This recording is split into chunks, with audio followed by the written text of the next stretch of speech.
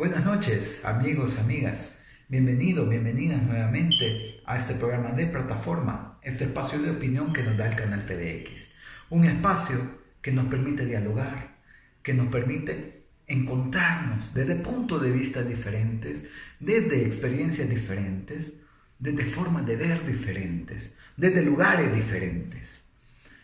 Entendiendo, como siempre lo hemos dicho en este espacio, que la diferencia es justamente lo que nos da la fortaleza.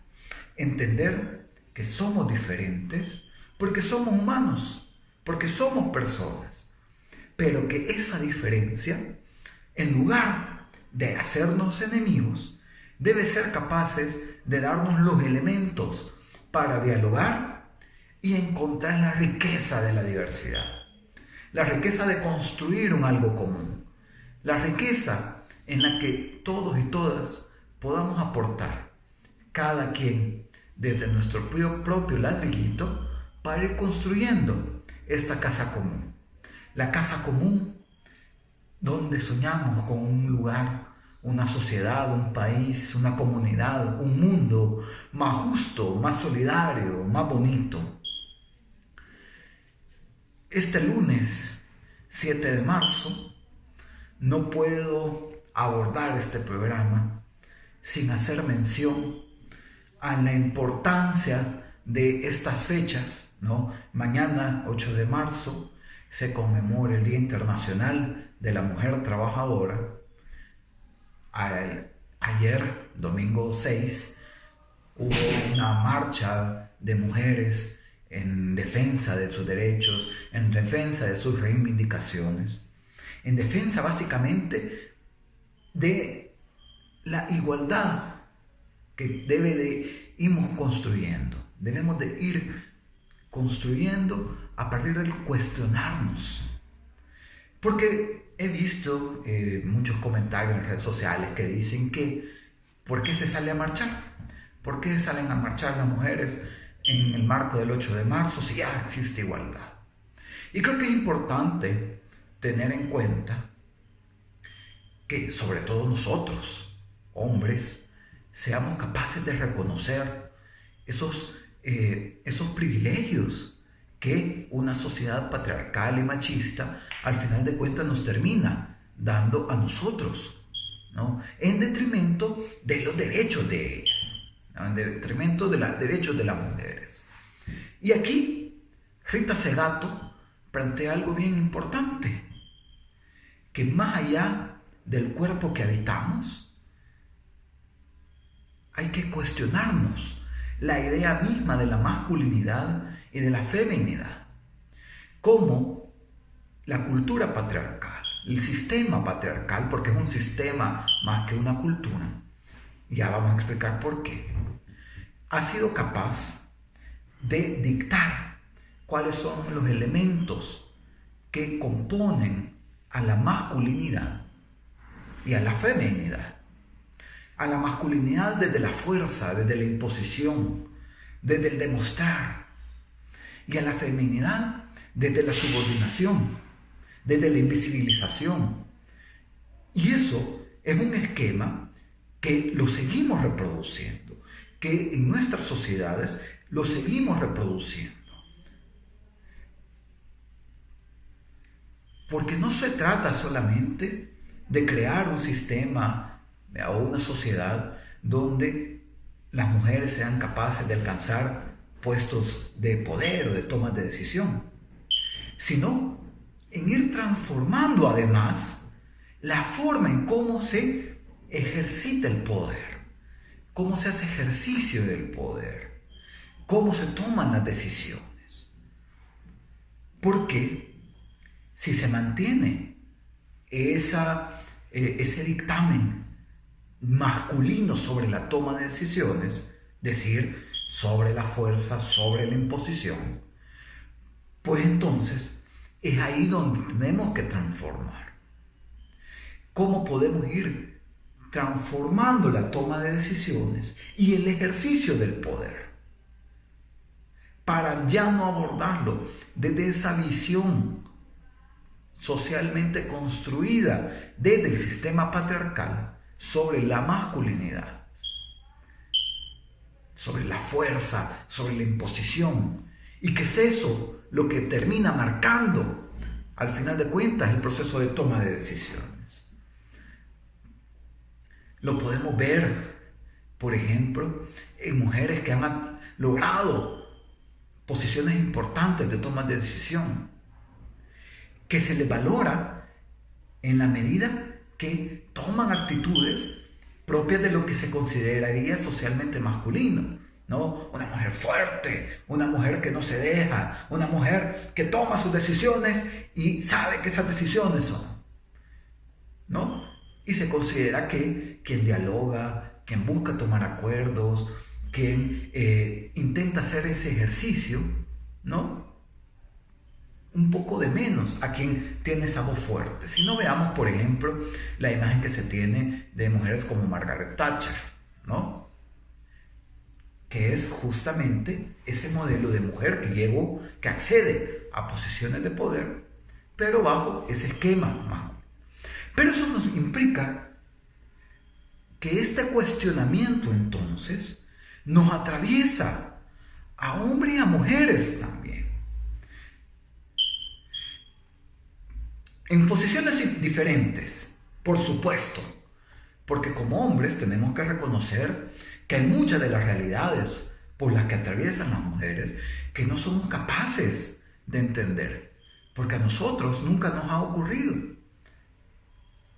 El hecho de salir a la calle y tener miedo porque nos violen. Esa es una realidad constante de las mujeres. El acoso callejero que soportan diariamente es algo que como hombres no lo estamos viviendo. Y hay que reconocer. Y es importante entonces transformar y cuestionarnos esas prácticas. Pero también nos toca a nosotros nuestras partes como hombres. La parte que como mujeres corresponde es una discusión que se debe de dar desde esos espacios. Ahora lo que nosotros sí podemos hablar es en esta lucha por la igualdad que nos corresponde a nosotros los hombres. Y que va justamente en esa capacidad de cuestionarnos a nosotros mismos y cuestionar a nuestro entorno, cuestionar la reproducción de estas prácticas, cuestionarnos la reproducción de prácticas tan cotidianas como la distribución de los trabajos domésticos, como el reconocimiento, no solo en términos sociales, sino además monetarios, del trabajo doméstico. Hay que cuestionarnos todas estas prácticas de acoso, cuestionarnos de nuevo a nosotros mismos y cuestionar a nuestro entorno. Hay que cuestionar la idea misma de la masculinidad hegemónica, ¿no? Esa masculinidad fuerte de confrontación, del imponer, de la fuerza. En la medida que seamos capaces de irnos cuestionando estas prácticas, podemos entonces estar hablando de que podemos ir en camino por construir un poquito de igualdad. Y es tan importante estos elementos que tienen impactos económicos enormes para las sociedades y particularmente para las mujeres. Si nos vamos a ver las estadísticas de la Dirección General de Estadísticas y Censos, la DIGESTIC, reporta que poco más de la mitad de las mujeres es catalogada como económicamente inactiva. ¿Qué quiere decir eso? Según una categoría de la DIGESTIC, que no se encuentra haciendo un trabajo remunerado ni buscando trabajo remunerado. Si vemos ese mismo estadística para hombres, es alrededor de 2. O sea, 2 de cada 10 hombres están en esa condición, en esa situación. Pero más de la mitad, un poco más de la mitad de mujeres están catalogadas así por la DIGESTIC. Pero si analizamos un poco más las razones de por qué entran en esa categoría de económicamente inactivas, nos damos cuenta que la gran parte de mujeres entran en esa categoría por estar, ¿verdad?, porque se les recarga el trabajo doméstico no remunerado. Es decir, que están haciendo trabajo, están realizando trabajo, pero no lo está siendo reconocido ni social ni monetariamente como trabajo. Y ojo con esto, porque ¿qué significa? Significa que a pesar que se están realizando trabajos, y son de los trabajos más duros, de las 3, 4 de la mañana, antes que se despierten todos, hasta bien noche cuando todo duerme, sin recibir remuneraciones por ello. Y mucho menos está recibiendo seguro social. Y mucho menos todavía tener derecho a una pensión. Estamos hablando entonces de que las mujeres, mayoritariamente, según las estadísticas de la Dirección General de Estadísticas y Censos, pasan la mayor parte de su vida trabajando sin ser socialmente reconocidas como trabajo, sin tener derecho al acceso a la seguridad social, sin tener derecho al acceso a una pensión. Lo que implica que va a terminar su etapa, su edad, ¿no?, donde productiva o más productiva. Van a llegar a ser personas mayores y es necesario que seguirán trabajando porque no tienen cómo complementar, cómo mantener, porque toda su vida han trabajado pero sin que se les sea ni socialmente ni monetariamente reconocido. Muchos pueden decir, bueno, ese también es el caso de hombres, pero si vamos a ver las estadísticas, menos de un hombre de cada 100 están en esa situación. Así que tampoco lo podemos generalizar. Y si nos vamos a ver, además, las actividades de trabajo que están realizando, quienes sí están recibiendo remuneración, son actividades mayoritariamente del sector informal. Comerciantes, vendedoras, ¿no?, que de nuevo no tienen un salario fijo, no tienen acceso a seguridad social, no tienen acceso a un derecho de pensión. Y de nuevo me podrán decir, hay muchos hombres también en el sector informal, sin acceso a la pensión, sin seguridad social, y tienen razón. Pero de nuevo, lo que las estadísticas muestran es que esa es una realidad mayoritariamente de mujeres, ¿sí? Y es importante ir construyendo o ir trabajando en esas brechas. ¿Cómo podemos trabajar como sociedad para ir cerrando esas brechas? Cerrando las brechas en términos de la masculinidad, de cómo entendemos ese conflicto, ¿no?, o el abordaje de las relaciones sociales, más desde el diálogo, desde la ternura y desde los afectos, que desde la fuerza. Ser capaces de cuestionarnos eso, pero también ser capaces entonces de ir transformando estas estructuras sociales, económicas, políticas, que reproducen esquemas de desigualdades entre hombres y mujeres.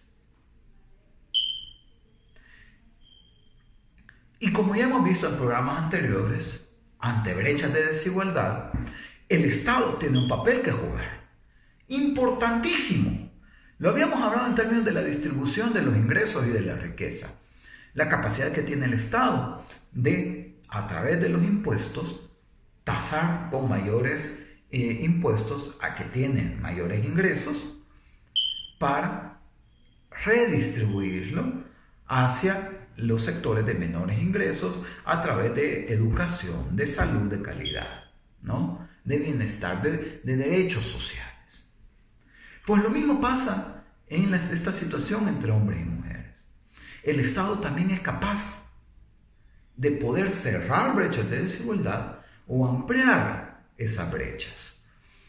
En El Salvador tenemos marcos jurídicos como la Ley Especial para una Vida Libre de Violencia contra las Mujeres, y la Ley Especial para la Igualdad Sustantiva de las Mujeres y No Discriminación, que son importantes porque permiten nombrar delitos que sin esos cuerpos legales no se pudieran nombrar, pero que además establece la obligación al Estado a crear presupuestos etiquetados justamente para ir cerrando esas brechas de desigualdad. Son partidas presupuestarias específicas en instituciones como el Ministerio de Agricultura y Ganadería, ¿no?, para el desarrollo de programas productivos, o en el INSTA de tierras, o en el Ministerio de Salud, donde habían programas de fortalecimiento de salud para la mujer en específico, o en la misma programa de Ciudad Mujer. Todo este conjunto de presupuestos etiquetados han venido sufriendo recortes en los últimos años. ¿Y eso qué quiere decir? Que bueno, como hemos dicho en otros programas, donde está el dinero es donde finalmente están las prioridades. Y si se está recortando fondos de ahí, pues entonces lo que podemos interpretar es que eso no va siendo una prioridad. Amigos, amigas, no hay que quitar el dedo del renglón en términos de las exigencias a los gobiernos, a este gobierno, a los gobiernos anteriores o a los gobiernos que sigan. Pero también hay que ir construyendo esa capacidad de cuestionarnos a nosotros y a nosotras mismas también. Porque muchas veces nuestra misma cotidianidad reproducimos estos entornos de desigualdad y de exclusión. Y es importante que nosotros, y particularmente aquí también nosotros los hombres, tenemos mucho que trabajar en cuestionarnos nuestras prácticas cotidianas, a nosotros mismos, y cuestionar también a nuestro entorno. Buenas noches, amigos, amigas. Nos vemos el próximo lunes.